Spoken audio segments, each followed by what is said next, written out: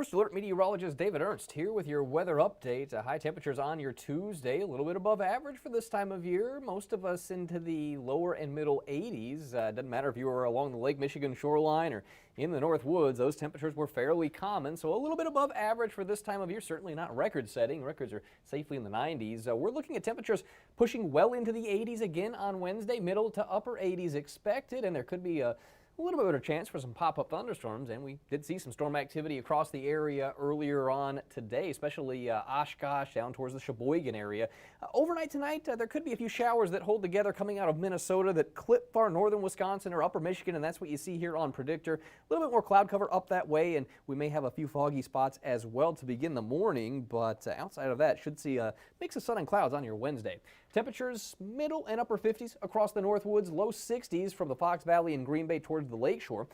Like I said, mix of sun and clouds through the day on Wednesday. I would not expect that we see much in the way of rainfall through the morning, but you will notice more in the way of building cloud cover through the afternoon, and we will see some pop-up showers and a few thunderstorms. Not expecting widespread severe weather, but it's that time of year where when you're hot and sticky, it could have a few strong to severe storms in the mix. Everything should be winding down as we get into the mid to late evening. So overall, rain amounts are going to vary. Just depends on where those storms set up. So that's why you see the totals so low in most locations. There'll be a lot of us that get skipped by the rainfall.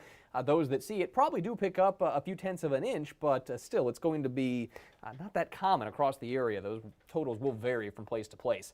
Temperatures, middle, upper 80s as you start getting away from Lake Michigan. Should be in the low 80s lakeside and upper 70s across the North Woods. There's a cold front coming in, driving that storm chance on Wednesday, and it will get into northern areas first. Winds will be out of the west, eventually turning to the north late.